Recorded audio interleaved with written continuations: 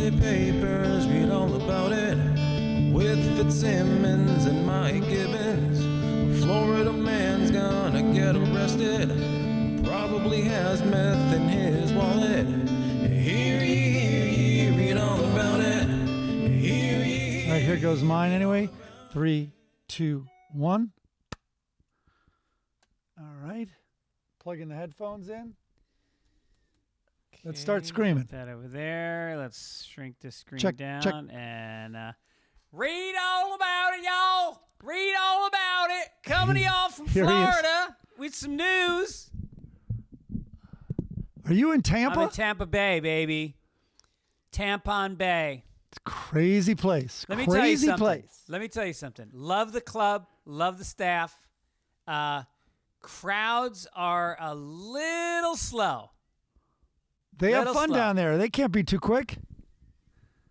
Well, I also Tampa is a party city. I led my first show with my new anti-gun rant, which went over like a lead balloon. And it anti-gun rant in Florida, in Tampa. And then I asked how many people had guns on them, and about a third of the crowd raised their hands. And I was telling them they were all scared. I said, "You're all scaredy cats. Like, I don't need a fucking gun. What do you guys all need guns for?" And they didn't like it. So I had to make a human sacrifice, which you do sometimes in comedy. To get myself out of the deep hole that I had dug, I asked, there was a couple up front, and I said, "Are you guys married?" And they said, "No, we're dating." And I said, "How long you been dating for?" And the guy said, "Don't go there." And I said, "How long?" He's like, 6 years. And then I said, "Ladies and gentlemen, he called earlier, and he asked, he had a special request for me." Oh, no. And then I came off the stage, and I put the mic in front of him, and I said, "He's got something he wants to say." And the guy was fucking shaking his head, and the woman put her face in her hands, and the crowd went fucking crazy. Shooting guns in the air like a Mexican wedding. Throwing alligators, taking meth. And then it very slowly turned from them thinking he was really doing that to them realizing I was busting this poor motherfucker's balls. And they started laughing so hard, I could not do material for about a minute. They just kept laughing at this guy and the position that I'd put him in. And I felt terrible, but after the gun bit, I had no choice. I had an hour ahead of me to go, and they fucking hated my guts. He should have taken one knee, reached in his pocket, taken out his gun, and aimed it right at you.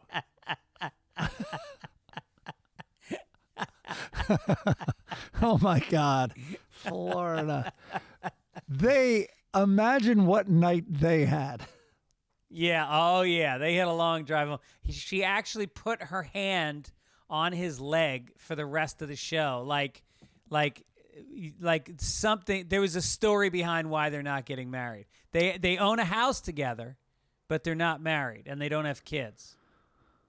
Did you call it back like in good nights or at the end of the show at all? Like, thanks for being such good sports and nope. Nothing, no? Nope. No. Well, if he shows up alone tonight, I would arm yourself. You asked why would you have a gun? Because you're scared? That's exactly right. Yeah, I wanted to write a screenplay about a comedian who keeps a gun, like a taxi driver kind of a script, where it's a stand-up comedian who's become deranged and he has a gun and eventually he gets heckled and he shoots the guy. I like that. It doesn't even have to be deranged. Like, what if it's like the Chris Rock Chappelle syndrome where it's like, the only way I could keep doing provocative stuff is if I defend myself. Right. And you have a bazillion witnesses. It's being recorded. You'll never go to jail. You stand your ground. Well, it could be futuristic, too, where I kill somebody and it's justified because it stands your ground. And I go on tour and people show up because they know that I may kill a heckler. And it just happens sometimes, but it's always justified. Metal detectors, so you know you're armed and it's one-sided. Yeah, right. Have you ever shot a gun? Oh, yeah, a lot. Well, we owned a shotgun and stuff. Really? Yeah. I went deer hunting once, but of course, here come all the fan mail calling me a pussy. But I knew I wasn't gonna shoot it. You know, Yeah. like I wasn't gonna shoot a deer. But no, I've been hunting. It's when you have to put on that much orange gear, it really makes you pause. And when you see the drinking, Yeah. the drinking really early in the morning, kind of like golfers, you know what I mean, or fishermen. And then you're putting on all this orange gear like crazy because there is a fairly good chance you could mistake, if you didn't have it on, this human being for an animal that you're going to shoot. Yeah. Right. So, Most people yeah. like need glasses and they don't wear them. What about Cheney shooting a man while hunting? In the face. And the guy apologized to Cheney. Oh, Remember really? that? Yes. Oh. He apologized. Yeah, he got some kind of governmental tax rebate that year. Oh, Lord. So we missed you on Monday. We had the Comedy Gives Back golf tournament at Oh, our. I know. Yeah. How was that? It was amazing. Our dear friends Jody Lieberman and Amber J. Lawson, and then Zoe Friedman, who lost her father, Bud Yeah. Friedman, who we're going to talk about in the obituaries, showed up 2 days after Bud died because she said that comedians are her family, and she kind of wanted the support and the love from the comedians, and she got it. I saw her, and I've known Bud for 25 years, and I really love the guy. He was really good Yeah. to me, and he just represents so. And we'll talk about him later, but I gave her a hug, and I just started crying. It was kind of embarrassing because I was in the middle of everybody, and but it was very touching that she was there, and the tournament was great turnout. Patrick Warburton was there. He's a fucking riot. He's such a good dude. Who else did you know? Andrew Santino canceled at the last minute. Oh. Jesus Trejo was there. The Sklar brothers. Bill Burr. Dennis Gubbins. Dennis Gubbins was there. That's going to be our good news for Gubbins. And then Bill Burr did a very cool thing where he auctioned off playing with him, and I think he raised like $13,000 or something for somebody to play in his foursome. Ben Bailey was Sure, there. I know Ben. Caroline Ray, Jay Moore. Oh, that's great. How's Jay Moore doing? He's doing good. You know, he's gotten sober. He got diagnosed with bipolar, and so he's medicated properly. And good. Yeah, I actually sat with him and had dinner, and he's a super good dude. I gotta get him on my podcast. I'm glad to hear he's doing better because I know it was not touch and go, but I know he wasn't doing as well a little while. And I'm not a friend of his. He was like having manic episodes. Yeah. Whatchamacallit? I got Rosie's Bagels this morning. I went over and drove. They have a stand in the morning, and I couldn't sleep because hip is doing great, but sleep isn't so hot yet. And so I tend to get maybe 6 hours. So I went over there. What do you mean there's a stand? Where's the stand? So on 16th and Ocean Park, they put up a tent. There's that like nursery for plants and stuff, right? Oh, right by the Moose Lodge. And then, so I had Gubbins and Mikey over last night. We'll talk about it later, but we watched The Banshees of Inisherin. I saw it, yeah. You did see it. I saw it in a theater because I wanted to see the full beauty of the film. Of course, who doesn't want to move there? Of course, but you better bring your meds. We'll talk about it later. Anyway, they came over last night, so we had a big plan to go there. I woke up early and I went. Rosie's Bagels. So who's doing the doing delivering if they've got a stand set up? I think they alternate each week: a stand delivery, a stand delivery. No shit. Yeah. Wow. Well, so it was great. How about our buddy, a guy who each of us was roommates with at different points in our lives, Pete Scott, is leaving Turner Sports after 32 years. Do you know anybody that's been at the same job for more than 10 years? Well, I worked at HBO in New York in my 20s. We all went to BU together. And then he went right down. I mean, I think he and Dudley moved from Boston University School of Communications. CNN came and recruited. They went to like tons of colleges and did that. And then they entered, was probably the class of 1990 or whatever it was, or 89. 89. And I think they made $13,000 a year. And somehow in Atlanta, you can make that work. But this program was like one of the best. I mean, I don't know what, maybe Apple, Google, Goldman Sachs, whatever the companies that do. I mean, you went in, and Pete can correct me next week if I'm wrong. You went into this, they called it the class of when you entered the CNN world. And they're like, okay, first, and I'm going to get this wrong, but like first 6 weeks, you're on audio. What does that mean? You're going to go in the field and in the studio, and you're going to like shadow an audio person. Then it's like your teleprompter, your camera, your copy, and you get exposed to every aspect of the world's biggest news organization, and you then find your home in there. And they both wanted, gravitated towards sports, and that's where they wound up. And it was just so impressive. Well, before that, even when we were in college, Pete and Dudley were already working for NESN, New England Sports Network, covering the Celtics games. And I remember, like, once in a while they'd call me in to like pull cables on the floor, and I was like sitting on the floor at half court with a boom mic in my hand. My feet were at the fucking out of bounds line, and all I had to do was point the microphone at the basketball, and I'm sitting there watching. I'm watching like Michael Jordan play Larry Bird up close. It was insane. Pete, in Turner Sports, he had me hold the speed gun during the World Series and pointing it at the pitcher. No shit, really? Yeah. And then he did a thing. His first job working for Turner was they covered a thing called Tour de Trump, which was a bike race. From Boston to Atlanta, and he got on a fucking truck. He wasn't at our graduation because he was already working for Turner Sports. Well, I remember, this has nothing to do with Pete, but so I was at HBO, and then HBO was Time Warner.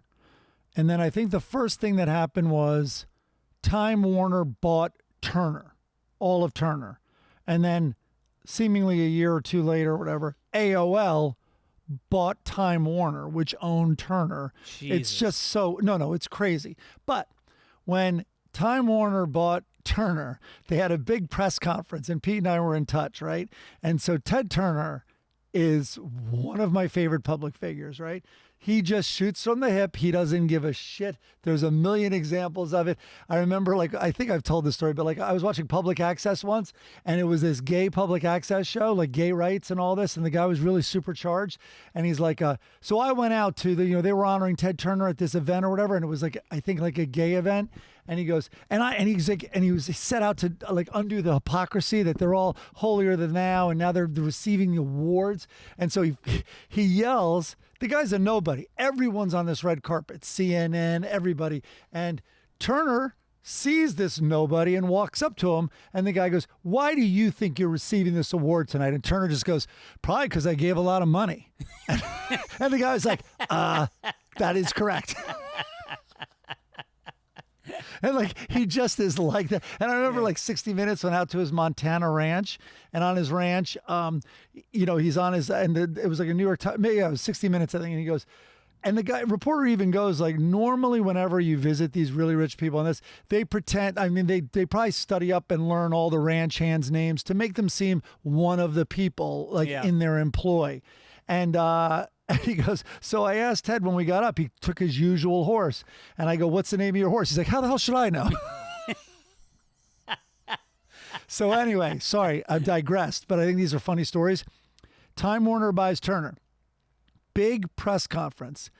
The morning of the press conference was the Heaven's Gate mass suicide in the house in San Diego. All the guys wearing hoodies and their Nikes because the spaceship was going to come down and take them, right? With the Kool-Aid, right? They drank the Kool-Aid. That's where the phrase comes from. Oh, right, exactly. All OD and stuff. So anyway, this press conference is about Time Warner buying Turner, but when Ted Turner got up there, one of the reporters goes, aside from the takeover, I just want to ask you, as the owner of the biggest news organization in the world, what do you think of that news out of San Diego this morning of that cult suicide? And Ted Turner goes, I don't know. It sounds like not a bad way to get rid of a bunch of wackos. And Gerald Levin, who's the president of Time Warner, jumps up like it's in a movie, covers the mic, and then goes, as you can see, we don't tell Ted what to say.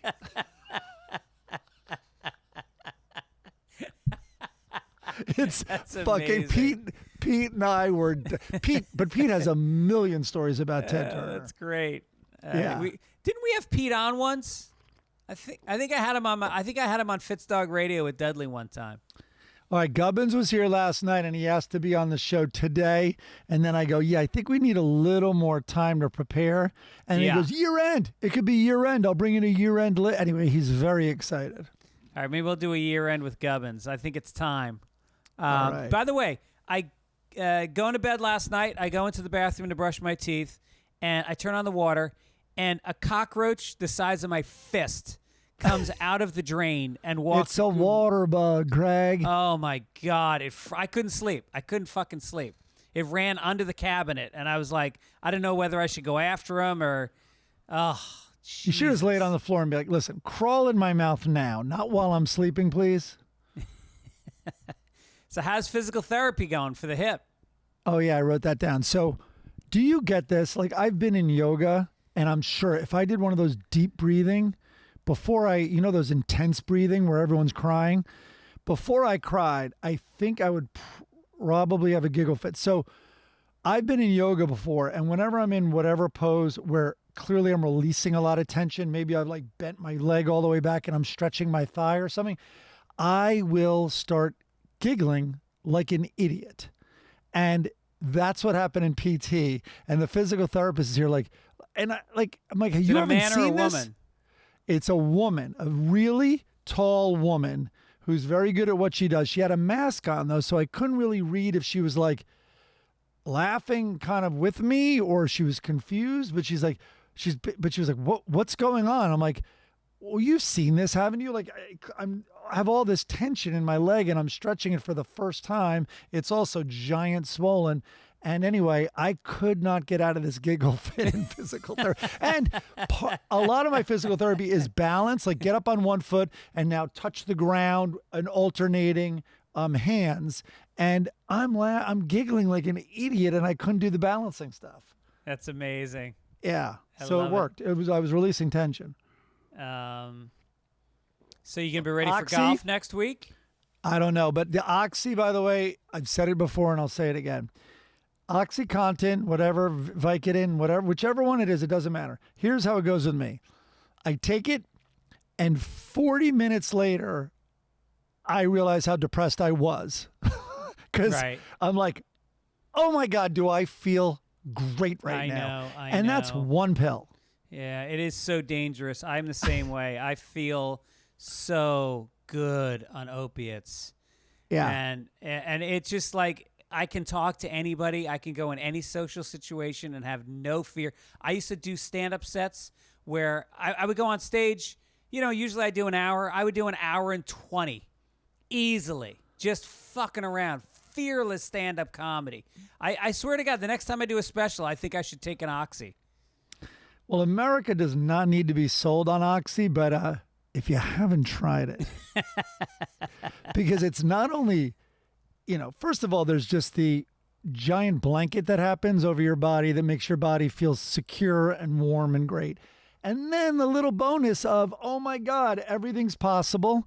Yep. And you're clear as can be, like relatively speaking, like you're not drunk, you're not stoned and stupid. And yeah, everything. Did you ever try writing on it? Dude, I can write like a motherfucker on Oxy. Wow. I had a problem with it. I got to start splitting the pills and saving them. I had shoulder surgery, and I had so many different doctors prescribe. My general practitioner just prescribing it, the PT person, the surgeon. I had like 3 different prescriptions. Plus, I was taking it from all my friends, and yeah, and then I had a friend who could get some illegally, and I was buying it from him. And for like 6 months, I was taking pills, multiple pills every day. And when I got off of that shit, dude, I went so dark, so heavy. I was suicidal. It's hard getting off that shit. When was this? Probably about last 7 week? or 8 years ago. Oh, shit. Yeah. So now I don't fuck with it. I don't take it at all. No, of course no one should, by the way. No, I you guess should even really though should not. You we- should even though not we take cannot it. get canceled, you really should not do it. Yeah. And I'm dabbling. Like although it's a strong pill, it's a 10, I guess. But I don't know. I took 1 yesterday. Yeah. But boy, that one was fun. Yeah. But as we covered last week, don't get the idea you're feeling all great. Don't get the idea to self-soothe yourself because it will take forever. Oh, and also taking a dump is a little bit of an adventure. Yeah. It's like passing coral out your asshole. I accused Gibbons last night of downing half a bottle of my stool softener because he was putting on a show on the couch. We had to open the window. All right. We got good news for Gibbons is going to be huge today. There's a lot of teasing of it. Shout out to Michael Solomon who did this week's logo. It's a tribute to the late great Gallagher from last week. You're the away. watermelon. I'm the watermelon. And I'm Gallagher too. And you're Gallagher too. Michael Solomon, thank you. Thank you. He's a friend of the show. He writes songs for us. He does logos. We appreciate it. The song this week from Andrew Guzman. Holy shit. From the Guzman. Is it Guzman? It's got to be Guzman, right? That's what I'm going to go with. But dude, that dude can play guitar. I don't know if it's him playing the guitar, but that is some sweet, sweet picking. I think you said it sounded. You said it sounded like it was from Laurel Canyon in the late 1970s Laurel Canyon. Yeah, real nice. Corrections. Oh, do you got a paper? I have this. There we go. Correction. I forgot to write down who wrote this in, but I've heard Greg say this multiple times when referencing a Subaru. There is no such thing as a Subaru Legacy Outback. It is either a Legacy model or an Outback model, not both. Keep up the good work. Oh, it's from Michael Van. Well, let me tell you something, Michael. I had a Subaru Legacy Outback. It used to be called a Subaru Legacy Outback when it first came out because I bought one in 1999. It's the first time I bought a car new in my life. And we drove it across the country when we moved to L.A. And it has since Is that that green one? What was that one? No, it was black. Both of mine were black. Oh, no, you're right. It was a dark, dark green. I think so. Yeah. And me and Zach bought them at the exact same time. And then he was so upset when he found out that mine had leather interior and all the options, and his was like the spare down one, which I think he still has. I think he might have just he sold didn't get it. the nice one. You know, my joke with Zach was like, do you want me to pick you up? I assume you're getting your car tinted. Tinted in California means, I don't know if it's everywhere, but you tent your house for termites. Because that fucking little hick he could never pass wood on the side of the road without picking it up. By the way, even after he's a multimillionaire. Yeah. Logs. He would just keep putting logs. He's like a beaver. Yeah. So just anyway, gathering sticks. So I looked it up. Originally began in '94 as the Subaru Legacy wagon. Since then, both the Legacy and Outback have found separate but unique identities. So now it's just called the Subaru Outback, which we bought one a few years ago. So now we have a new Subaru Outback, and they're fucking great cars. They are just the perfect car. They're, Let's get a sponsor out of this shit. I know. Tour dates coming up. Oklahoma City, December 1st. I'll be coming to the Something Cinema. Go to my website for the details. And then Hyenas in Fort Worth, Texas, December 2nd and 3rd. New dates I'm announcing right now. Ooh. Atlanta, Punchline, January 19th through 21. Helium in Portland, January 26th through the 28th. And Helium in Philly, March 9th through the 11th. Go to fitzdog.com for all your ticketing needs. Look at you. Yeah, I got to stay on the road, man. And then you should St. start Louis, looking Chris into, Denman because is talking that about- brings you to St. Patrick's Day. You should start looking at that date. Oh, yeah, right. March 17th. I'll just say it right now. The Hollywood Improv, me and Mike Gibbons will be doing stand-up comedy. Count on it. Count on it. Listen, holidays are coming up. You're going to be cooking for a lot of other people. You may not have time to cook for yourself. Perfect time to start working with Factor, a ready-to-eat meal delivery. They shop, prep, cook, and deliver to your door so you can enjoy chef-crafted, dietitian-approved meals during the holidays, minus the hassle. Plus, with 34 meals per week, including Gourmet Plus, Keto, Calorie Smart, Vegan, and Veggie, and 36 other weekly add-ons, you'll have plenty of nutritious, flavorful options to choose from. So we got these meals. And They were great. They're so good, and it's so simple. You don't even put it in the freezer, so it's that much quicker to cook. And I'm telling you, it tastes like you're getting food from Jelena, or one of the good restaurants on Abbot Kinney. Wait, did I tell you this? And this is a true story. So my dad, kind of has been losing weight, and he's single now, and I think he's eating like shit, and he's staying in, and he's ordering in a lot or picking up and taking out. I'm like, Dad, and Factor sent us the boxes. I'm like, Dad, I have the solution. I just got these kits. So easy. You don't have to be a cook, for the second half of it after it's been prep cooked. I go, this one's for you. It's kind of like, in a way, like those TV dinners, but like fresh, great food. And I go, you put them in the fridge, then you just heat them up. And he goes, no, it's all right. Someone's getting me one down here. And I had it at their house, and I loved it. I visited him 2 weeks ago in Florida. He has Factor. Nice. Yeah. It really is amazing, and it's cheaper than dining out. It's actually so affordable. And if you need something for a special occasion and you're not a great cook, have some people over and get some Factor. So, look, the holidays are hectic. Factor is flexible. Change your order up every week with plans from 4 to 18 meals per week. Pause or reschedule anytime. No prep, no mess. Don't waste hours in the kitchen. Not only do they offer fast, simple solutions when I'm too busy to cook, they also help me stay on top of my goals with offerings like Protein Plus and Keto. I can stay on track. So, Factor has everything I need for a week of flavorful, nutritious meals. Cold-pressed juices, smoothies, energy bites, extra protein, veggie sides.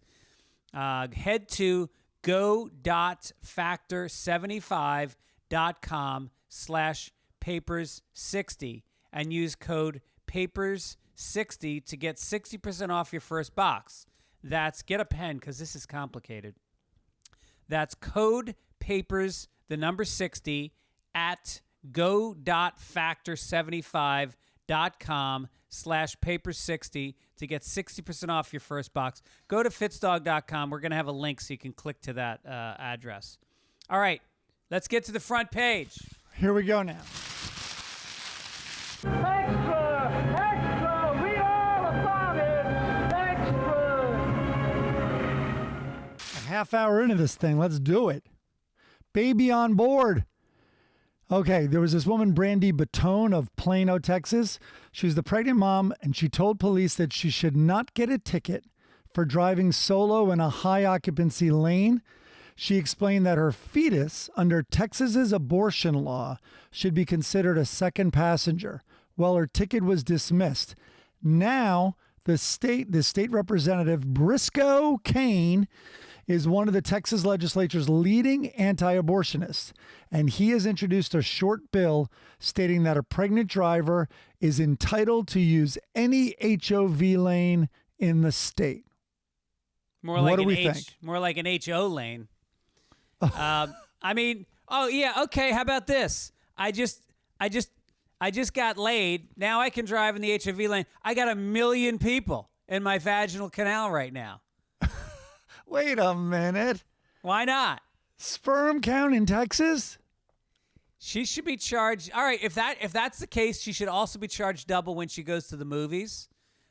She should, or an airplane. Shouldn't be allowed to go to rated R movies because the kid is under 17. Well, shouldn't she be arrested if she has sex for involving a minor in her three-way? Yes. Also, when she gets a DUI, I'm pretty sure the kid's drunk also. Right? Right. Yeah. Well, what if I identify as a pregnant woman in the HOV lanes out here? I think that would be, and even in LA, I think I should identify as a Texas pregnant woman. Why not? LA, no one's going to question it. Nope. They don't have a right to. If they do, then they're part of the patriarchy. Los Angeles falls apart if anyone questions my identity. Wow. Mm-hmm. Sounds like some people need therapists. Well, good luck with that. The story's called No Time Next Week. It's kind of weak, the same time next week is what therapists say. America's therapists are booked. 6 in 10 psychologists say they don't have openings for new patients, according to a survey by the American Psychological Association. The high demand for therapy is the latest sign of an ongoing U.S. mental health crisis exacerbated by the coronavirus pandemic. A majority of the psychologists surveyed said that since the start of the pandemic, they've seen an uptick in patients who are dealing with anxiety and depression. Anxiety issues, particularly among young people, are exploding. The young women I am seeing, this is a quote, the young women I am seeing, I am just blown away with the anxiety, the psychiatrist said. It's the physical manifestation of anxiety, which I hadn't seen to this extent before. Well, Oxy, if anyone's looking for I'm kidding. I am kidding. I've been through this, finding a therapist, and I'm going to give a shout out to BetterHelp.com because they're a big sponsor on my podcast, and you can get a therapist right away, and they're good therapists, and you do it over Zoom. But I'm starting to think that Zoom, like these therapists, they love it because they don't have to pay for office space anymore. They don't have to leave their house, and so they're just saying, well, I'm not seeing people in person. Even if you can find somebody, you're not going to see them in person. Did you see the show on Showtime, Couples Therapy? No, I know you love it. Yeah, well, it was very interesting because the first season was pre-pandemic, and she's amazing. This therapist is truly, really, really intuitive and knows her stuff. And then the second season, the pandemic hit, and she started doing sessions over Zoom. And I believe she talked to her therapist, which they also showed those. Psychiatrists have a psychiatrist. So, but I remember season 1, she would comment on body language. Like, one of the biggest things is crossing your legs and arms, but she would also see like not holding hands or moving away. And I think good therapists feel a little handicapped on Zoom. I think a little bit. But the finding a therapist, it's so fucking... you're talking about somebody who's right now kind of at their lowest functioning mentally, and they have to go through the minefields of like health insurance paperwork, and then you got to try to find a doctor that's available. It's like asking somebody who needs chemo that you got to do a mutter competition to get treatment. It's impossible. Yeah. Also, be aware of the 4 out of 10 psychologists who are available and have time slots. Yeah. I think they might downplay getting at the root of your problems and meds also, and instead make you manifest happiness somehow. It's like, listen, I already have throw pillows that say to be thankful, grateful, and blessed. And I got it. Everything's in retrograde. I got it. Yeah. That's not helping. How do they get the crystal into your belly button through a Zoom call? That's what I don't understand. Go ahead. I had a chiropractor who used to do that. He used to put, he had, what do you call that holistic medicine? Homeopathy. He would have homeopathic remedies, and then you would lay down on the table, and he would take one of the homeopathic, and keep in mind, homeopathic remedies are literally, they have like a keg of distilled water, and then they put like some lilac leaves in it, and then they let it sit for 3 weeks, and they take a medicine dropper, and they take the water out, and that's what that's how diluted it is. And he takes a capsule of that, and he would put it in my belly button, and then he would have me try to raise my arm, and he would hold pressure against my arm to see whether or not that was the right one to use on me. I was like, he was great at cracking your bones, but then he did all this weird shit on top of it. So anyway, he put all his money in cryptocurrency, and I think he lost everything. Oh yeah, that guy. Yeah. I think that's your, of course, screen memory of what happened when you were unconscious, when he put you unconscious in the session, and all of a sudden you came in your belly button. I thought it was my arm he was pushing down on. And it would be so stiff, and it wouldn't bend until the end.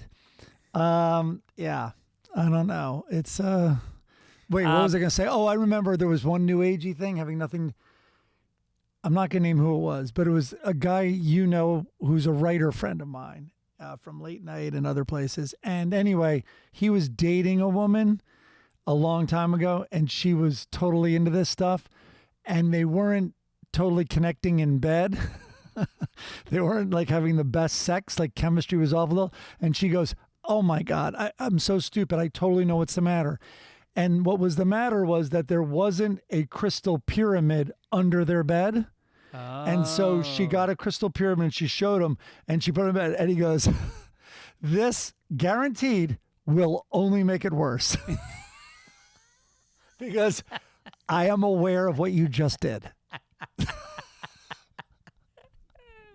Yeah. Here's the Irish version of that, and I am not making this up.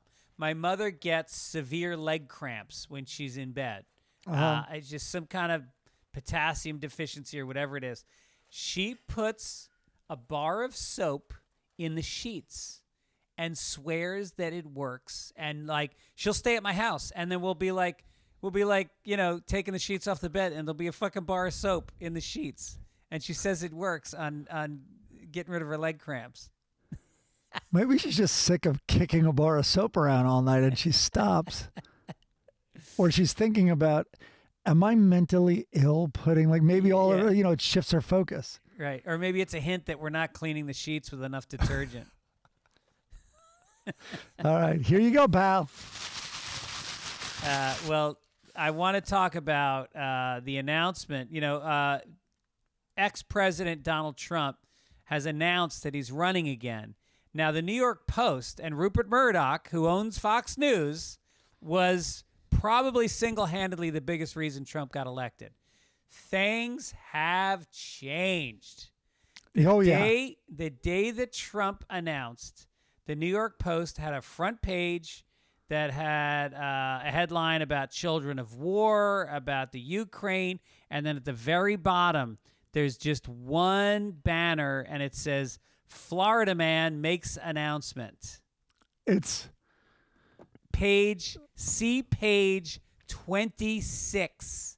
That's where they covered his announcement. And here's what the announcement said. That's the most insulting part, right? On page 26. The headline is, "Been there, done that." With just 720 days to go before the next election, a Florida retiree made the surprise announcement Tuesday night that he was running for president. In a move no political pundit saw coming, avid golfer Donald J. Trump kicked things off at Mar-a-Lago, his resort and classified documents library. Trump, famous for gold-plated lobbies and for firing people on reality television, will be 78 in 2024. If elected, Trump would tie Joe Biden as the oldest president to take office. His cholesterol levels are unknown, but his favorite food is a charred steak and ketchup. He has stated that his qualifications for office include being a, quote, stable genius. Trump also served as 45th president. Wow. And the next day, the headline of the Post, I think, was Trumpty Dumpty, and it had him as Humpty Dumpty and his great fall. But that's the thing with Murdoch. And I remember people who knew more about him, maybe British friends of mine or whatever, because he owns the Mirror and all those, are like, he is so amoral and immoral, but it doesn't matter. He'll pick, it's a winner. He'll generally get on the side of whatever sells. Yeah. So if hating Democrats sells, he doesn't care who's on the right. He'll just do that. And then if the right is sick of Trump, he will abandon, someone he's championed for 4 years. Well, he learned that from Hearst. William Randolph Hearst was the exact same way. He would push candidates that would deregulate and give him tax breaks and all that stuff. But otherwise, he was just a populist. He would just jump on the bandwagon. But do you think Trump is electable without Murdoch behind him? I don't think Trump is electable anymore. Interesting. Because I think what I was going to say is probably wrong. But I was going to say he almost has too much of a chip on his shoulder. Like the first time he ran, it was kind of like, I've got nothing to lose. You know what I mean? There was almost a bit of lightness, a little bit of lightness to it.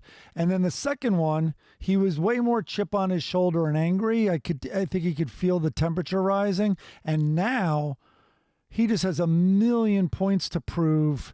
Everyone's blaming him like more than usual, which is hard to believe.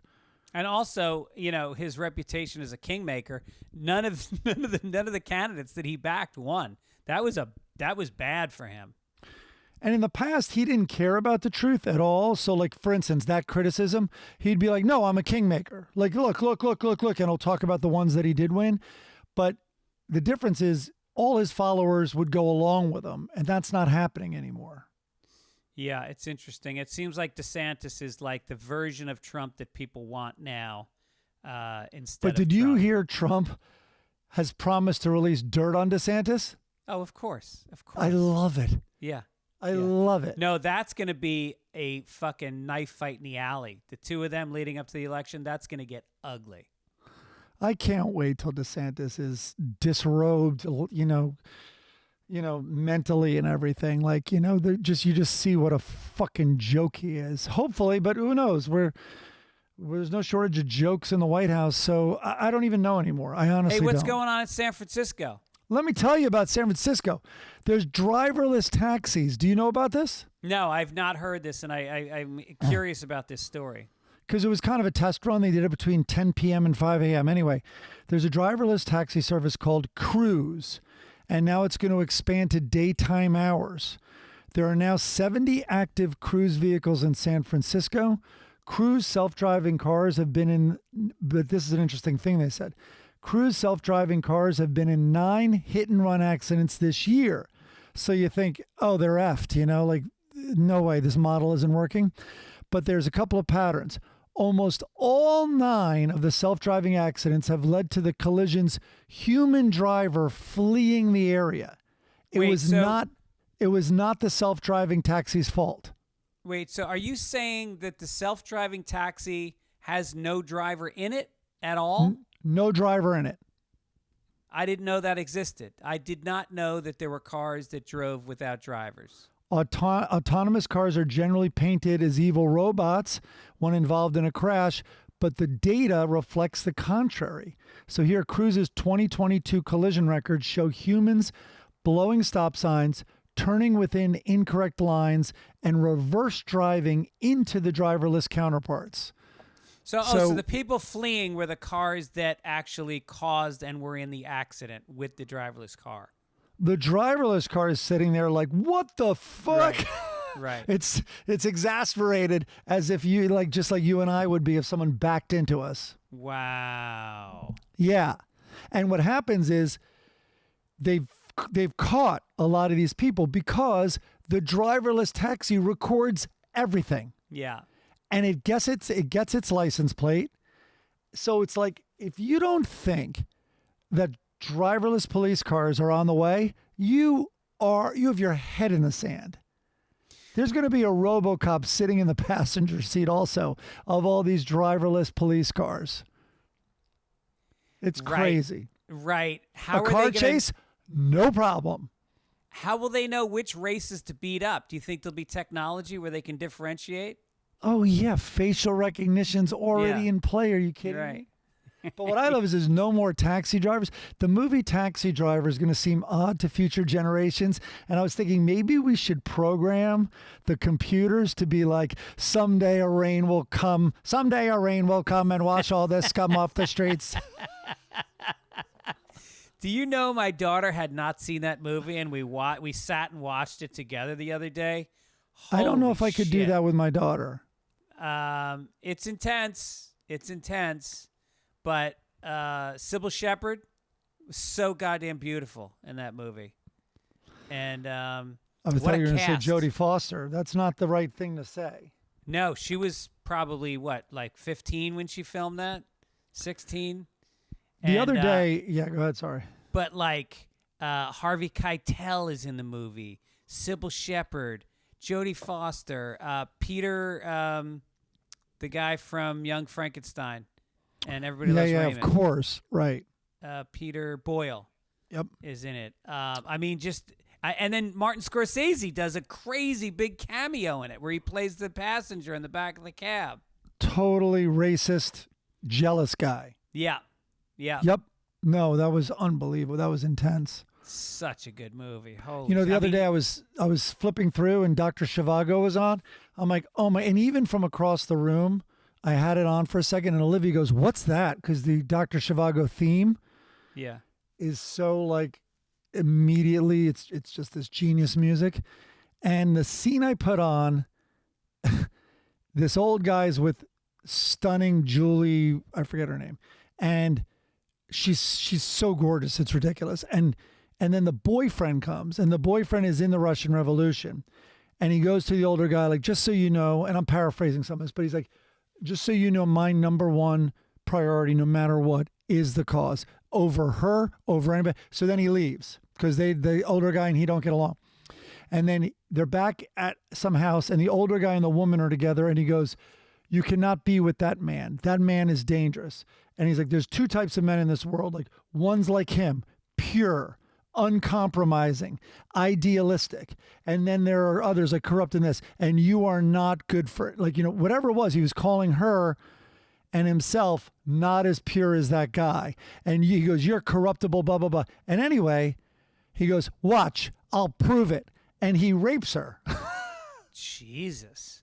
Ready? So I'm like watching. It's like, wait a minute. This is the one scene I happen to click on. It's like a 3-hour movie. And he goes, watch, I'll prove it. He forces himself on her.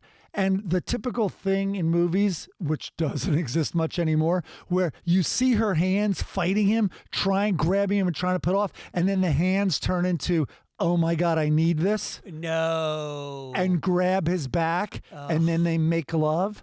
And then he gets up, get this, and he's putting on his belt, and he goes, see? And he goes,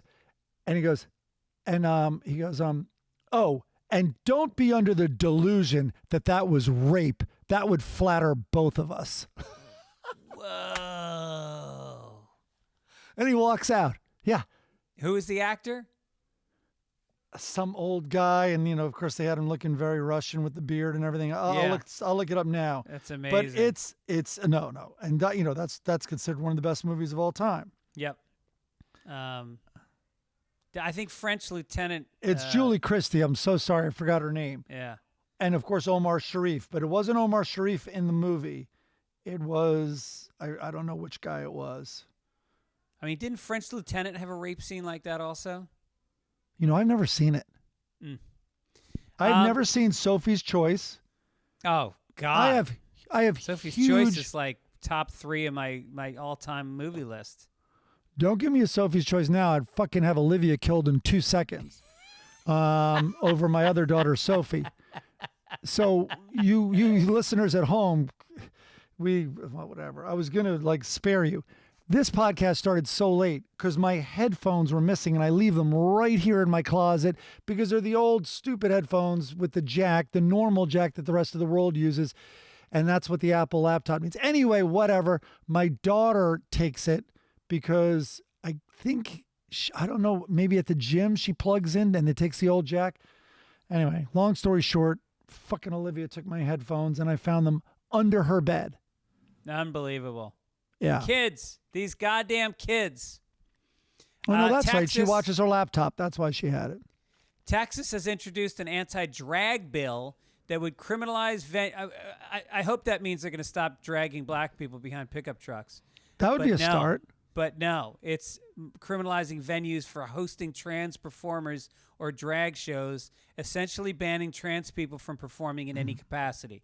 Under the bill, such drag shows are defined as a performance in which a performer exhibits a gender identity that is different than the performer's gender assigned at birth, using clothing, makeup, or other physical markers, and sings, lip syncs, dances, or otherwise performs before an audience for entertainment. It also states holding drag performances renders a venue a sexually oriented business. Under current Texas law, businesses that hold trans performers and also admit minors in any capacity, even they don't attend a show that features whatever, can be charged with a misdemeanor. Look, Texas and the rest of the Christian world, if your son sees somebody dressed in drag and then your son goes out and he sucks a dick, guess what? Your son's fucking gay. The dick was getting sucked either way. The drag didn't cause it. It might have hastened it. He might have sucked the dick a little sooner, but that dick was getting sucked. Just wait till Texas sees Hamilton, where black guys play our founding fathers. They're all going to be locked up. Yeah, right. I mean, They'll be like, whoa, whoa, whoa. This is like, I mean, people have been performing in drag, like literally the first theater, like the ancient Greeks were in drag. Shakespeare was done in drag. Kabuki is done in drag. None of that stuff is allowed in Texas now? No, the first theater, dating way back, as you're saying, women weren't allowed on the stage. Right. Men played women. Just like Kids in the Hall. I have a date coming up in Fort Worth, Texas, and I'm thinking very seriously about doing it in drag to challenge. Right. Well, it's only a bill, so I wouldn't be challenging the law, but maybe just because I want to. Yeah. I think I'd be pretty. I think, of course, we know that. I think some of our logos have had you as a girl, and you look great. Yeah. Yeah. This is a long way to go, Texas, to keep Eddie Izzard from performing stand-up in Texas. But I kind of side with Texas. Yeah, now I'm behind it. But this is the thing. You know what? Oh, God. Yeah. Tyler Perry cannot film movies in Texas from now on. Maybe they can't even play there. Right. But this is why Texas is so defensive and has issues in this. Honestly, and I know I've said it a million times before, but Cowboys, it's the gayest getup ever. Yeah, right. They flamboyant high-heeled boots, flamboyant giant hat. They wear bandanas around their neck. I mean, it's all about their jeans. I haven't even gotten to chaps. Assless chaps. I mean, all the leather. Half of Texas is already dressing like women, Right. Or as flamboyant performers, I guess you could say. And then there's those thick, butchy village people mustaches that they wear, and then the gun is the ultimate phallic symbol. The projectile. Bragging about eating bull testicles. Yeah. Branding. All right, maybe I'll do that bit in Tampa tonight. Let me see how that goes over. Well, Florida probably hates Texas because they're in a competition of who's the craziest state. All right, so give me a crinkle. We're going to actually move out of the front page section.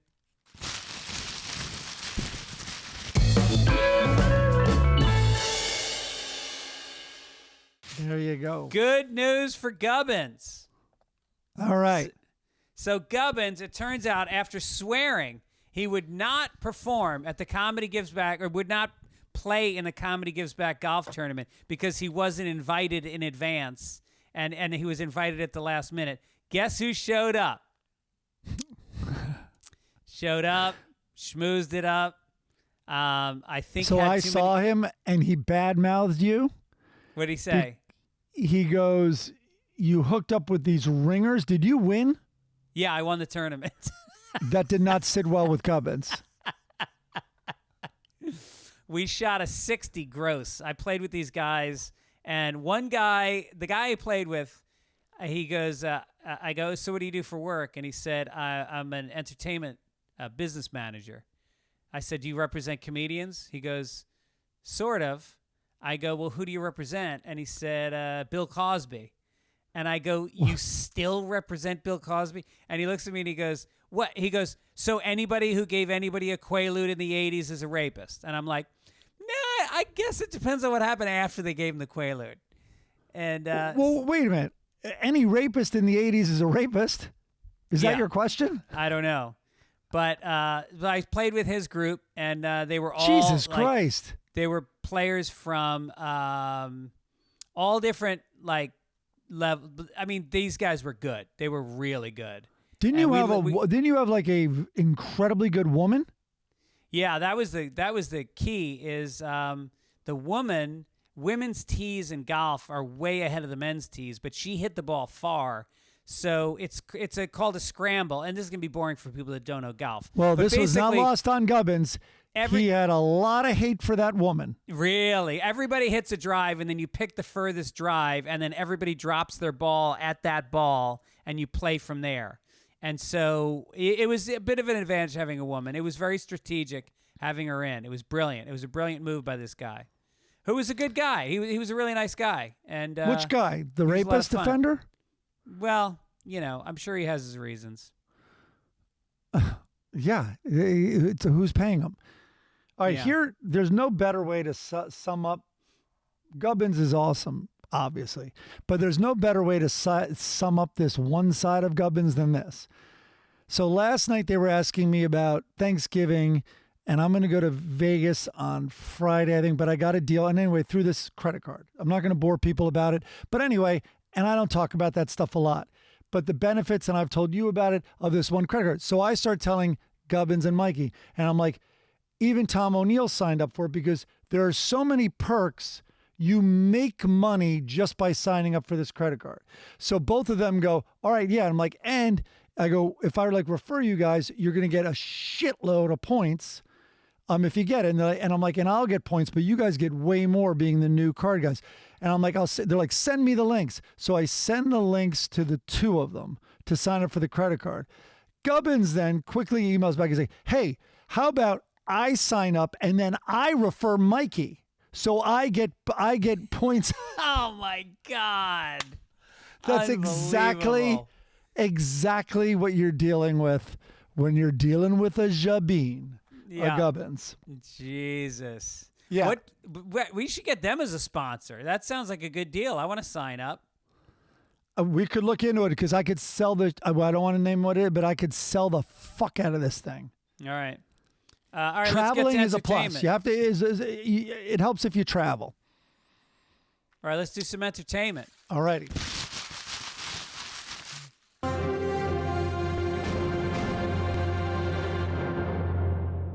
I am 3 episodes into Atlanta, the newest season, and it is just the show evolves.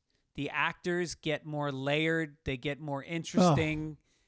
It is just it's a elegant, it's deep, art, beautiful, artistic show. Okay, I think I'm probably 2 or 3 in, but I have no memory. So, what season is it? 3? Might be 4. Did 3 it? Or 4. When was their European trip? Was that the end of? That was last season. And then did this one start with them in Europe? Or are they home? I think they're home now. Yeah. Okay. Home. Anyway, I'm gonna go watch Atlanta. It's a very busy week with Thanksgiving, but I know the finale is aired, so I'm gonna binge it through the finale.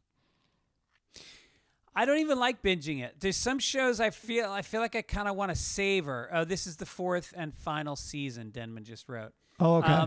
I like to savor it. I don't like to watch more than 1 or 2 at a time. And no, like I guess short that's what films. I mean. Yeah, they're like each one. Sometimes they deviate from whatever the arc is for the season. They just do like, what do they call it? A bottleneck when you do an episode that's a bottle episode, maybe. Yeah, geez, I forgot the name of it. But sometimes people would do that on sitcoms, and it was a very cheap solution also. Like it wouldn't leave the building. You know what I mean? Like it would have like one location. Right. I should know this, but yeah. Like the Chinese restaurant episode on Seinfeld.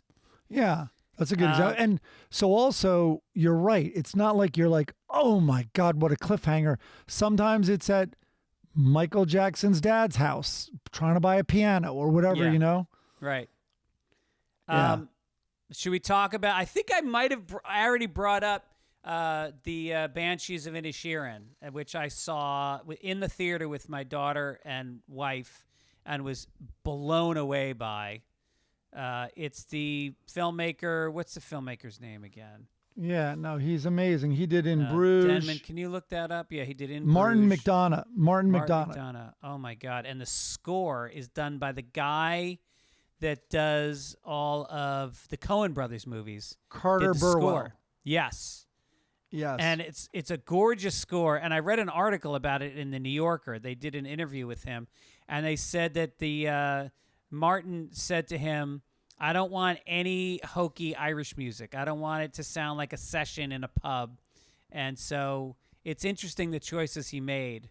But are you talking about when one of the characters played in the pub?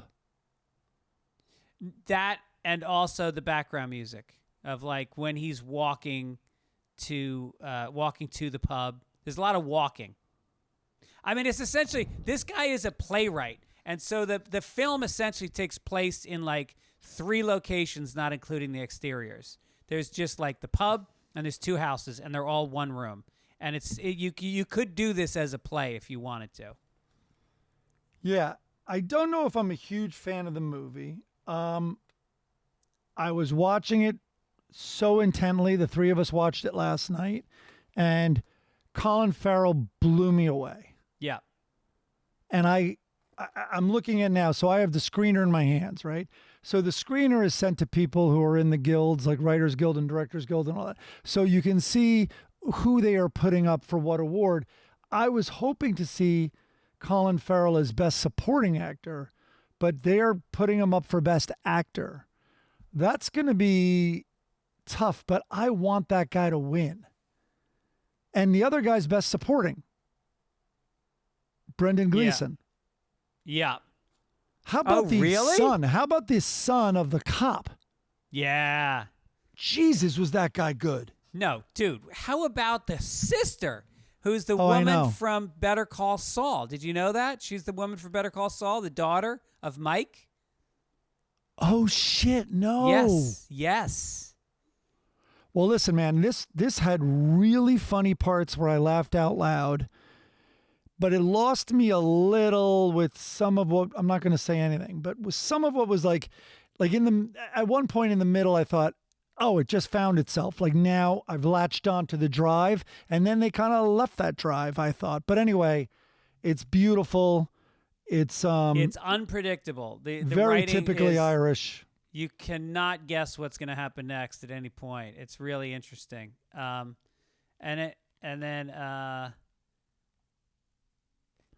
In Bruges is worth revisiting. It's great.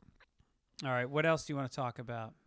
So I started watching the show Patriot, which a lot of people have talked about. Oh, I saw Patriot.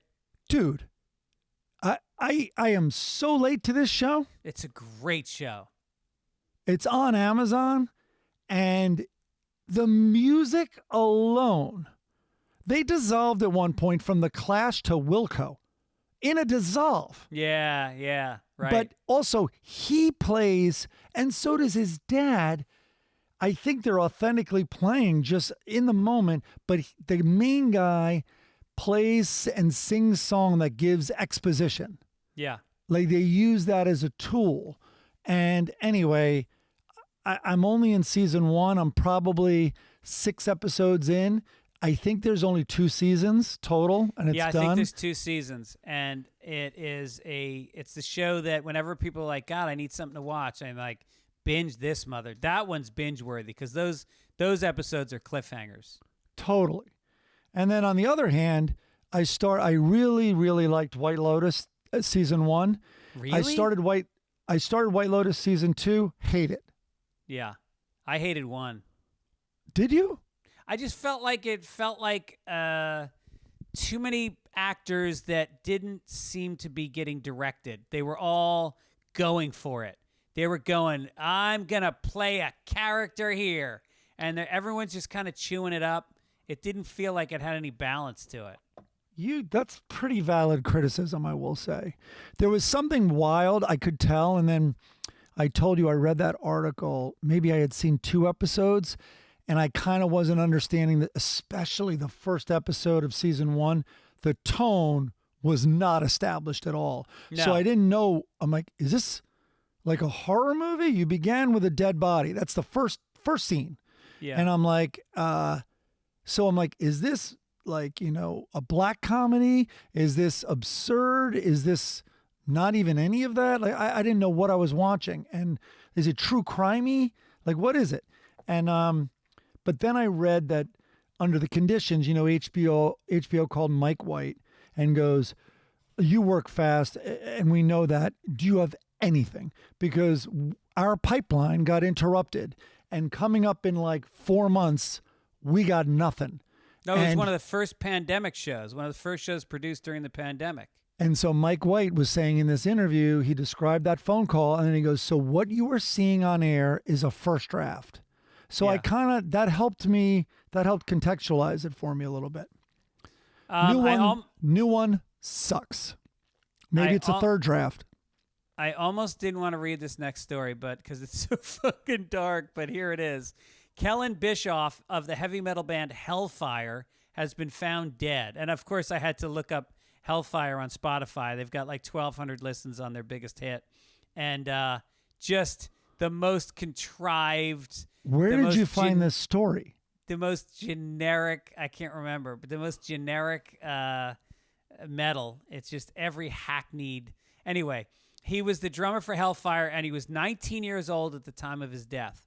Per this reporting, he was found among trash that had been dumped out at a trash recycling facility in Birdsboro, Pennsylvania. His autopsy report showed that, quote, victims' injuries were consistent with having been dumped into and later compressed by the trash truck. Investigators found out that prior to his death, Kellen was in the area visiting a relative and had attended a party. Footage was then found that displayed the teen climbing into a dumpster. He had not left the dumpster by the time a dumpster truck arrived. Said truck then proceeded to lift the dumpster with the contents being poured into the truck and then compressed. Those contents included the metal drummer. So a drummer who played recycled metal was killed in a metal recycling accident. Of course, the saddest part of this story is he was in the wrong bin if he was metal. No. Yeah. And it is a pretty metal way to go out, if you ask me. Yeah, totally. He should get buried in a garbage can. Like they should, at the wake, the open casket should be an open garbage can that he's just stuffed into. Oh, Jesus. All right, next dumb story. Going from fucking probably a very earnest, committed musician to this fucking piece of shit story.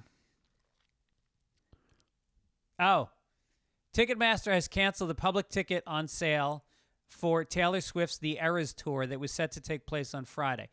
The company cited both extraordinary high demands on ticketing systems and insufficient remaining ticket inventory as the reasons it was pulling the plug on the general sale.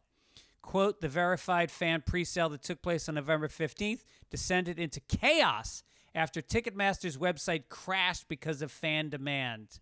So, meanwhile, in Tampa Bay, Florida, at Side Splitters this weekend, you can stroll right up to that late show. The ticket window. And here's the great part. Inside the room, plenty of room to stretch out. You want to put your feet up on the seat in front of you? There's no one sitting in that. Come on in. All right, I'm scrolling to find this thing that I'm about to allude to. But I've actually had good crowds, but Friday Night Late Show was a little light. It was a little light. Well, when you put these poor people on the spot and are forcing them to propose, what the fuck do you think? I know. Okay, the Taylor Swift thing, I've already talked about. I don't get it. I just don't. Is there any other speed pitch that she has except I'm the victim. Yeah. I'm either the complaining, whiny victim, or I'm the vindictive victim, which is a rah vengeance thing. I'm literally asking someone show me, like, so I've had this conversation with my daughters, and I'm like, I couldn't even make it through the Red Scarf song. I'm like, hey, you want to know what? He has no idea where his red scarf is. He has no idea it's there. I bet you that. He's just so glad to be out of that house. And then someone's like, Dad, you don't get it. It's symbolism. I'm like, oh, no, I do get that. You want to know why? She called it symbolism in the song. When you call it symbolism and literally use the word symbol, it's no longer a symbol. Yeah. It's literal, like every one of her songs, which is literal. So anyway, everything is about herself, her real self, by the way, not a universal self. Pick any artist. Pick your favorite artist, as long as it's not Taylor Swift, and think like about a love song. You are putting yourself in those shoes. Whether you're French, Russian, Polynesian, it's universal. What's personal is universal. I think every one of these, everyone is thinking of Taylor Swift and guessing which boyfriend it is. Yeah. Anyway, I'm going to play this IG post. It's called How Taylor Swift Writes Her Music. And hopefully it comes through clear, and we'll put it, maybe we'll be able to put it on video on our YouTube channel. But this one nails it. And she goes, one of the things she goes is, this is what you need: places, smells, and random details. And then there's bonus points for colors, metaphors, and seasons. So here you go. I'll play it. How to write a Taylor Swift song: places, smells, random facts that are sort of irrelevant but somehow tie in. Let's do it! You were driving by on the Greyhound. You reminded me of my hometown. In your red eyes I saw sirens, like a bad man, like a tyrant. But I stopped and smelled the cold, and I watched you as you go in my great-great-grandma's coach. So untraditional. Hey, bro, may they come and go. Catch me, can't fix broken bones. I wake up and I wonder where you are today, my maybe someday. I mean, that's great. Perfect. That's great. And every one of these fucking idiots is walking around like, Cashmere can't fix broken bones, like it's a fucking real metaphor. Yeah, right. I know. And it's like you know what it is? It's And like now I'm taking gonna- Go ahead. it's like taking refrigerator magnets and just scrambling them up and then calling it a metaphor. And now I guess I'm going to get serious about it, but and I'm probably wrong, but including my daughters and including my nieces, all four of them are fucking Taylor Swift army. And meanwhile, like Olivia, I think has really good taste in music. I mean, like early on, we're bonding on Billie Eilish. We agree on, who we think are real, like artists, and yet she's not immune to this. And anyway, I without going whatever, but I think it is tapping into an incredibly wounded narcissistic generation. I think the me. I think they totally relate to this. And she's inspired all these young female singer-songwriters to, like you said, it's all about the guy did them wrong. There's never any self-inflection. There's never any culpability. It's just, there are these pure virtuous girls that some guy took advantage of, and they're angry about it. And, someone could maybe say, hey, what do you think most of the greatest songs in the world are? Well, I went and looked at most of the greatest songs, and they're not all especially about yourself in breakups and stuff. Never mind rock and roll, of course. But even like just even I heard it through the grapevine, which actually could be, like it's about cheating. But something even like Over the Rainbow, it's just so universal. Yeah. It's about someone who just wishes there was a better place and stuff. I mean, yes, of course. Alanis Morissette, Jagged Little Pill, best breakup album of all time, and she is tapping into this raw energy that everybody feels and understands. I mean, anything from Billie Holiday, God Bless the Child, Like a Rolling Stone. I mean, Good Vibrations, Stairway to Heaven, you know. Idiot Wind. So many. Well, Idiot Wind is actually what if Taylor Swift wants to stay in this, she should study Idiot Wind and really learn what a metaphor and a simile is. Yeah. And learn how to use them.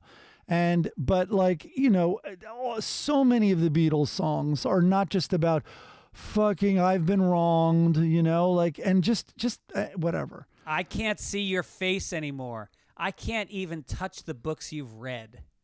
That's a fucking great line from Idiot Wind. Oh, when I crawl by your door? No, and I remember telling my daughters about that. So by the way, Jay-Z once just interrupted, and he references, Jay-Z, I don't know what song, he references Idiot Wind.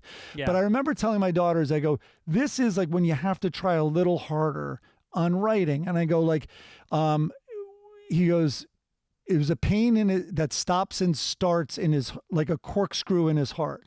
And I go, it could have been a knife in his heart. And I go, but a corkscrew is you twist it, it stops. You have to grab it again and twist it. And I go, it works so well. Like it had to be corkscrew. Yeah. And that's just an example. And it sounds stupid, I know. But I remember Dylan was giving advice, or some writer ran into Dylan, and Dylan couldn't emphasize enough. He's like, even when you think you have the lyrics, take another pass. Yeah. My son used to send me his essays for school, and I would read them on a Google draft, and it was just like I could tell he didn't do a second pass. He just did one pass, and I'd be like, no, you're just beginning. This is the clay that you have to mold 4 more times before you hand it in. No, there's no, my daughters will be like, the old cliche, there's no such thing as writing, only rewriting, and just write a piece of shit first to get yourself started. But what I would do is I would read this awful shit that my daughters would write, like an essay, and I would just simply be like, this is a really good start. I go, I want you to read it out loud to me. And she'd interrupt herself 20 times because it was shit, and she would catch it when she read it out loud. Right. Anyway, write in. Send me the best Taylor Swift example, like we're talking about Dylan or Joni Mitchell or insert whoever you want, and even insert other great breakup songs or whatever. Yeah. Bowie, whoever, but someone educate me. What am I missing about Taylor Swift? How about Nothing Compares to You? How about fucking break that one down? Oh my God. All right, context means a lot. That song didn't do great. I think Prince recorded it, I believe. But in the context of Sinead O'Connor was fantastic. All right, let's go to Florida. I'm here. Let's read about it.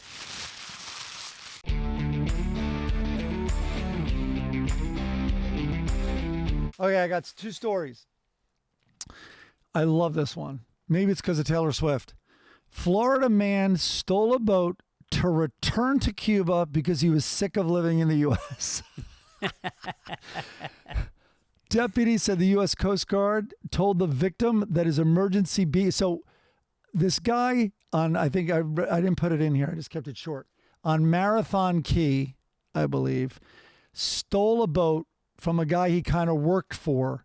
And then the hours after it was stolen, the deputies told the owner of the boat that the emergency beacon was activated about 50 miles south of Key West, which I think is more than halfway to Cuba if he was on course.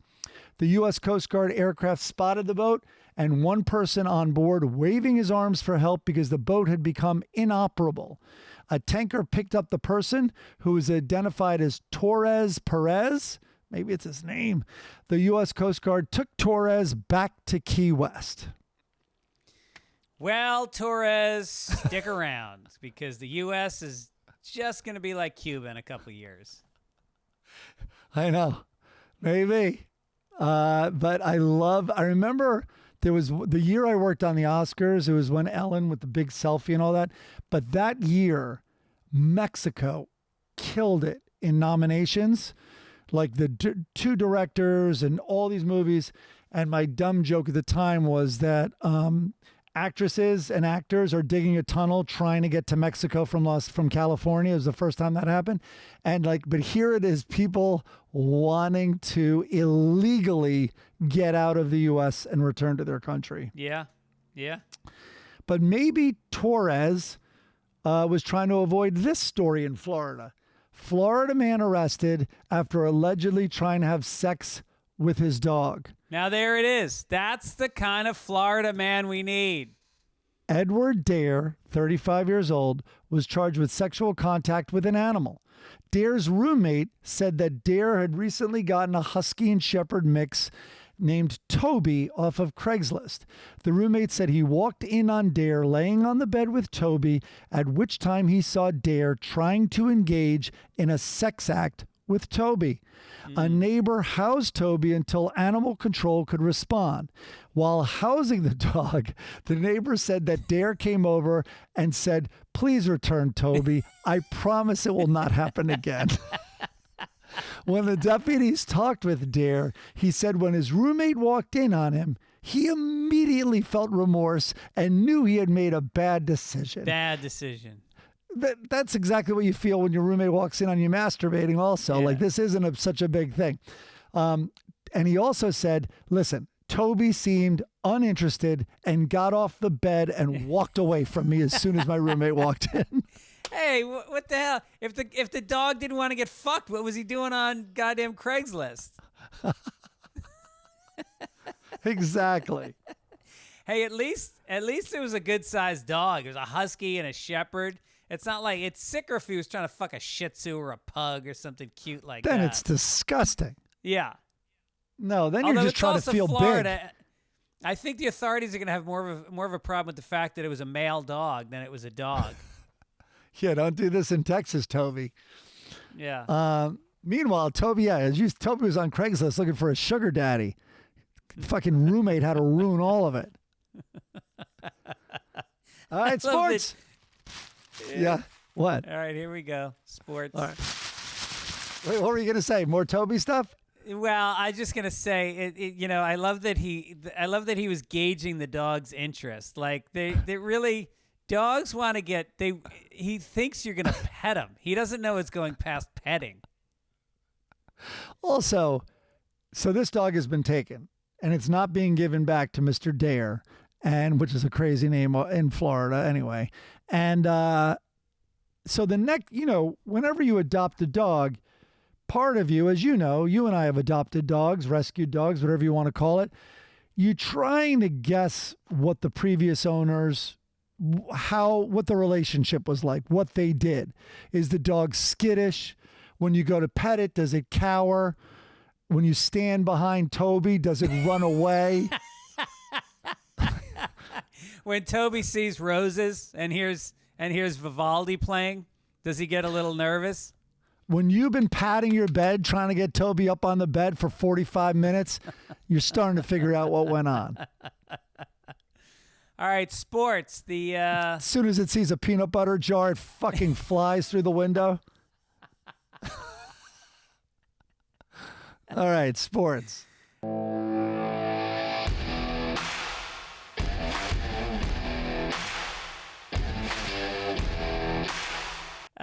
So good news for me. Last week, the Buccaneers did not cover the spread. They had to give Seattle 2.5 at home, and Two in a row. You got lucky. You got a push and a win. Yep. It was a bye week. We got a bye week coming up. Oh. And then in my football pool, which I've been tracking on this show, there were 250 people. I was in the final 8. I was knocked out this past week. Remembered. So I went to look at scores last week, and I recalled you saying Chicago, I think. No, I had Dallas. I mean, I meant Dallas. Yeah, I had Dallas, and they lost by 3 points.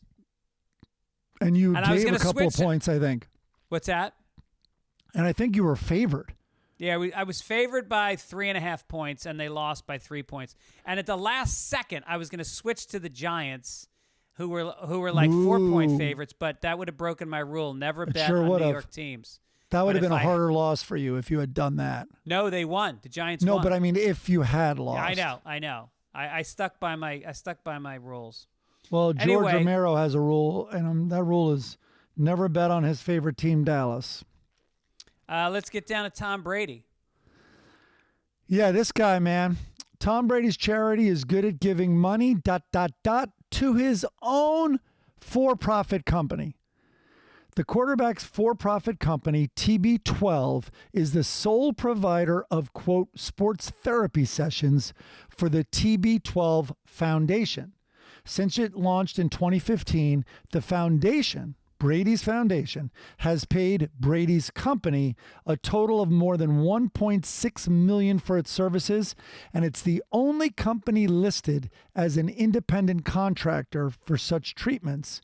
So in other words, he funds his foundation and then uses the money from the foundation for his for-profit company.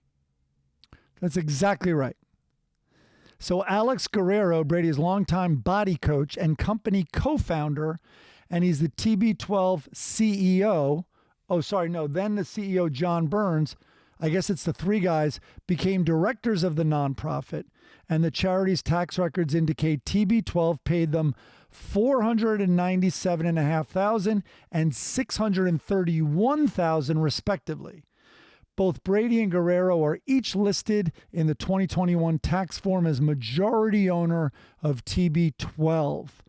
Let me see. There's a whole other paragraph here. Let me see if it's worth reading. Guerrero's previously been in the FTC's crosshairs for falsely claiming to be a medical doctor and peddling dietary supplement capsules he claimed could cure cancer. Guerrero, called a snake oil salesman by some media organizations, later went on to sell a drink that could supposedly prevent concussions, and Brady endorsed it. The product, called NeuroSafe, advertised on its packaging as, quote, a seatbelt for your brain, and it wasn't available for long. He stopped selling it after the FTC sent his lawyer a letter that stated, we have concluded that your client did not possess competent and reliable scientific evidence to substantiate an extraordinary claim.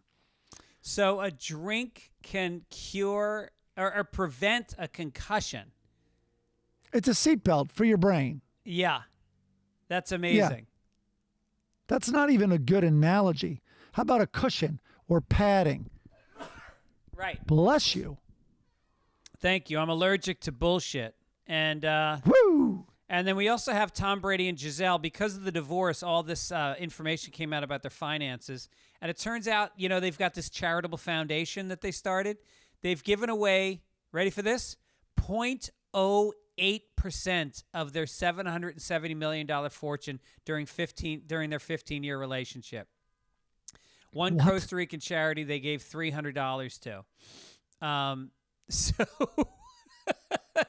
And she said she was evangelical about their work, saying it's why God gave me to do what I can do. So they gave away $640,000 in 15 years.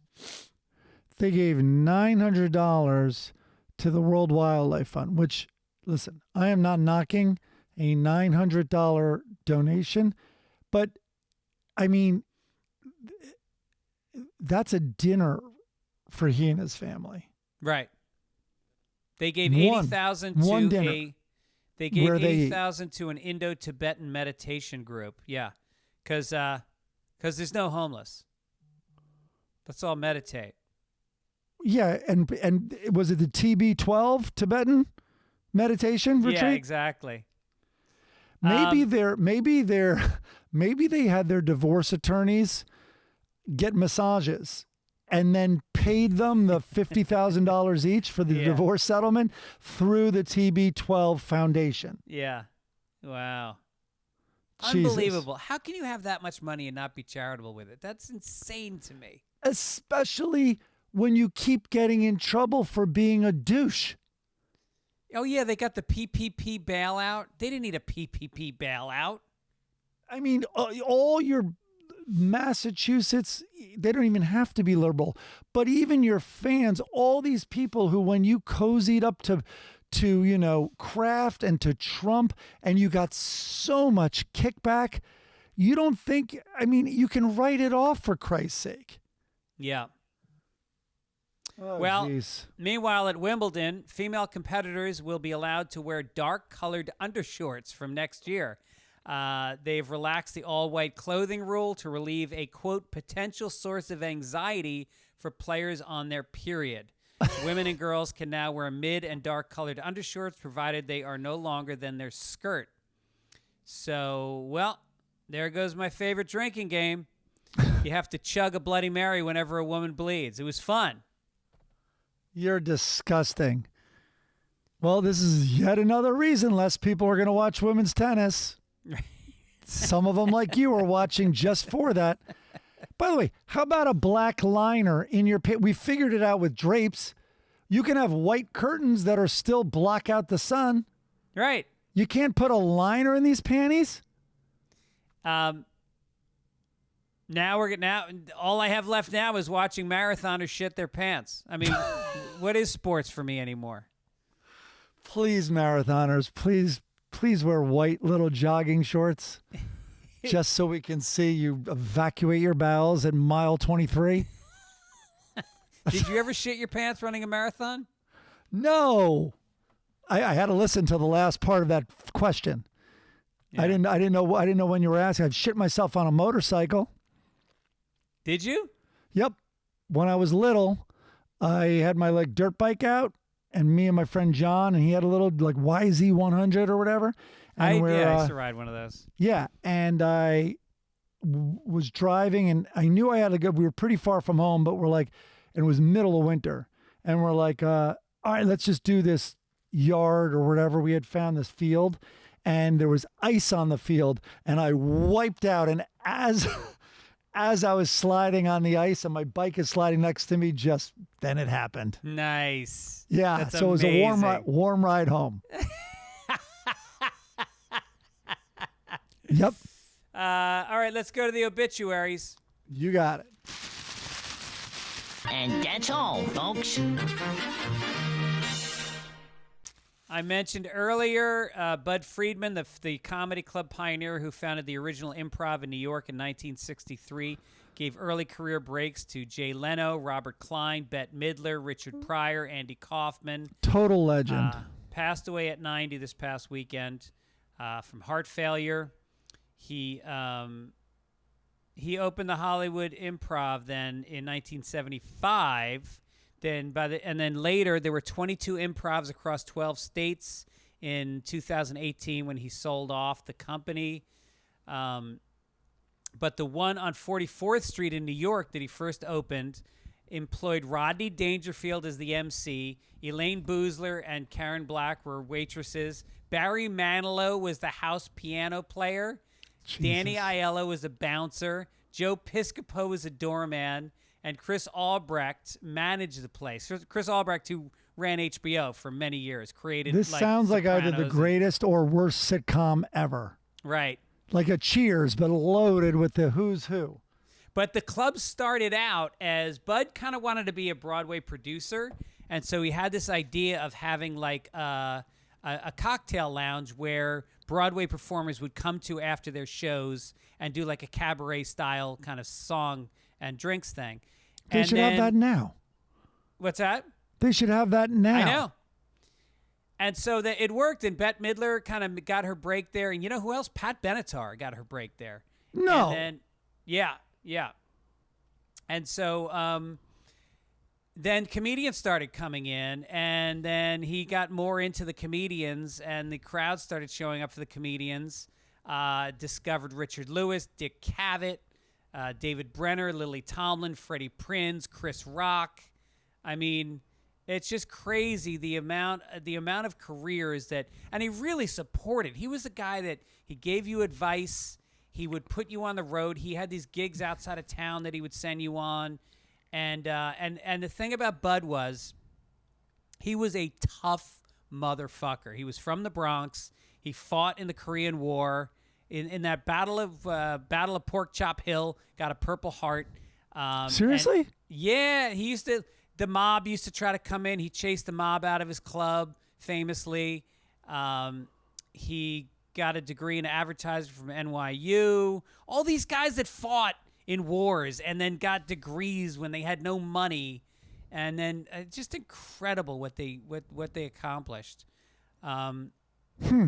So I had a lot of good times with him over the years. We used to go on the road together sometimes. Wow. And yeah. You introduced me to him once, and it was like maybe I was going up there on a St. Pat, whatever, and he just made me feel like the only person in the room. You know, and I was clearly knew my place. I was like probably sheepishly said, you know, so nice to meet you. And he's like, you're going up. I'm like, you know, I probably did a kind of like, I'm not really, you know, I'm going to be reading notes. I'm a writer. And he was just so just warm and nice and just so accommodating. Yeah. I mean, think about the amount of insecure comedians that he held. I mean, that was his gift. Yep. Zoe would talk about, especially Andy Kaufman, but Andy Kaufman would come over for dinner. Little Zoe's called to the dinner table, and there's Andy Kaufman, like a lot. Yeah.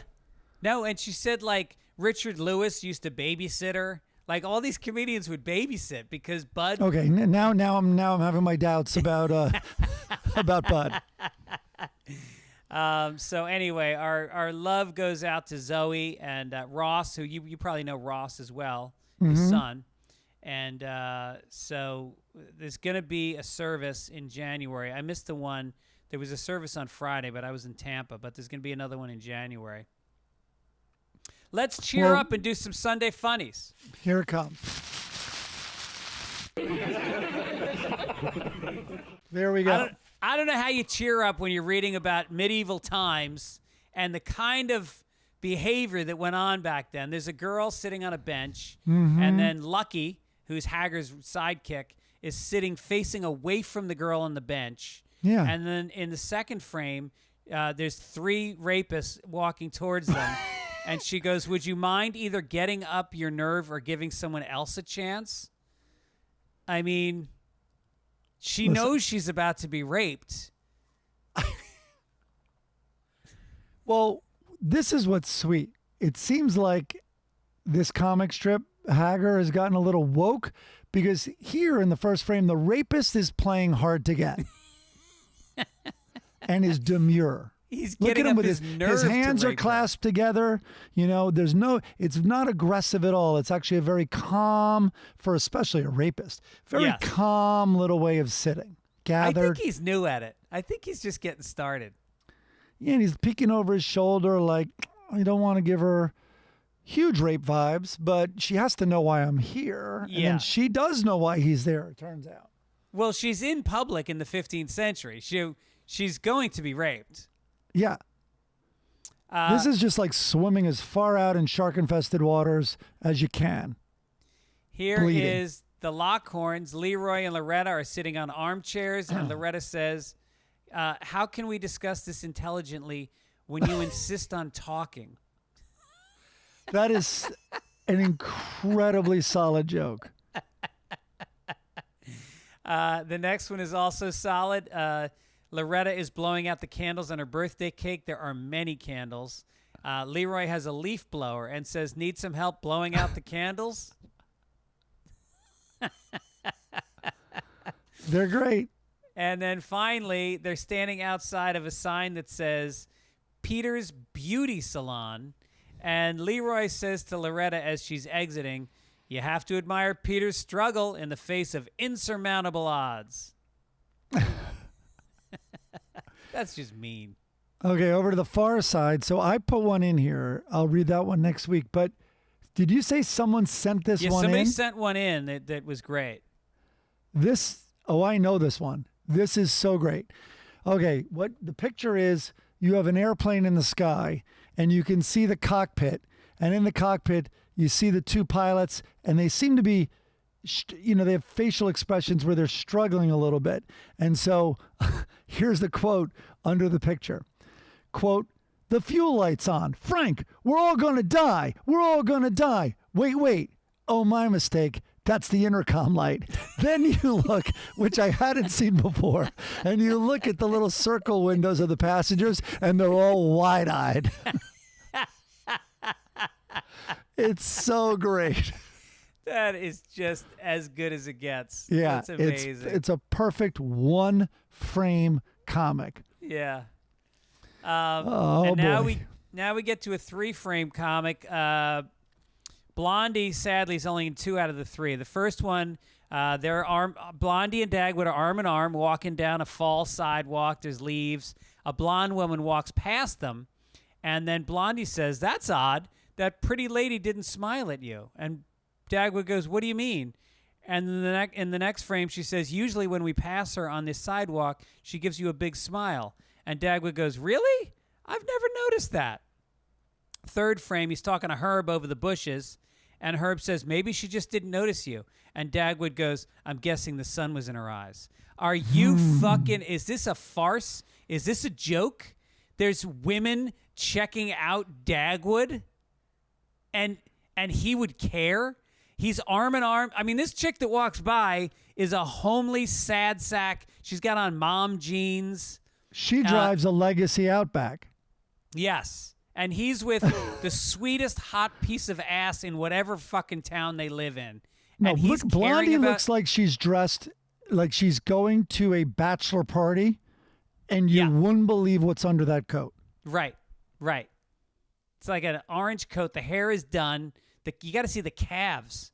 I mean, just like little bowling pins pushing her hot little body up the sidewalk. It's like an overcoat above the knee. It's like, somebody had a joke that said, anytime you have somebody who's married to a supermodel, there's still a guy who's sick of fucking the same woman every night. Of course. And, I don't know what Dagwood really wants at this point, but I think it's time. I think it's time for her to step away. Well, my old dumb line was when I was married, and you're out here in LA, and a goddamn specimen would walk by, like they have to be a professional model, and it's glaring and distracting. So Liz would catch me. And I would just quickly be like, I'd like point at her like she's crazy. I'm like, eat something already. Yeah, right. Or like that would explain my wide-eyed, holy shit, look at this body walking by. I'd be like, eat something. Yeah. She's not, I can't even believe she's still making and walking. She's not going to make it home. You just come up with any reason to look at her. Like, does she look like my cousin Lori? Then you can stare. Jesus, HIV much or what? Do her tits look like my cousin Lori's? That's a weird way to go. All right, listen, people, we want to thank you for listening. As always, we appreciate the support. Spreading the word for the show by going to Apple Podcasts and leaving a review and some stars. Tell your friends about the show. Don't forget also support our sponsor. This week is Factor. You're going to go to go.factor75.com/papers60 and use code papers60 to get 60% off your first box. That's a pretty good deal. Also, they're great. They're legitimately great. I didn't make up that story about my dad. All true. Definitely give them a try. Also, shout out to Midcoast Media, Chris Denman and Beth Hoops and Key and John and everybody over there that keeps things moving forward. We appreciate it. And Mike, I'll see you back in. You're going to be on the golf course this week? I don't know about that. You know what it is? It's the walking 3 miles, which I guess is 9 holes. Hey, remind me next week. I'm going to put these earpods, whatever they're called, headphones, in a hat right here to my right. I'm hiding it from my daughter. I like it. Let's see if one of us remembers that it's in that hat next week. May want to throw that OxyContin in there as well. I'd love that. I might take one now just for kicks. I'm kidding. It's medically necessary. So we should talk about schedule with this holiday season coming up. Right. So Thanksgiving is this week. Yeah. Which is crazy to me. Yeah. What are we going to do? Are you going up to Ojai? No, not doing that this year. Staying local. Oh, so you'll come to the soccer game. That's Friday? Thursday, Thanksgiving Day. Thanksgiving Day, maybe. I mean, I do have I'm limping, but maybe. Yeah, but the girls will play. I could be a goalie. Well, they're going to do 2 Thanksgivings because, you know, we got with Liz also. And so anyway, but we are doing one next week. Of course. We always do it. So when do you think we're going to record? Wednesday? I don't know. Can we do this off the air? Nobody gives a fuck about this. I think people love this inside baseball. Thanks for listening, everybody. I think people should take it ish going into the Thanksgiving weekend. Take it ish. All righty. Sunday papers read all about it with Fitzsimmons and Mike Gibbons. A Florida man's gonna get arrested. Probably has meth in his wallet.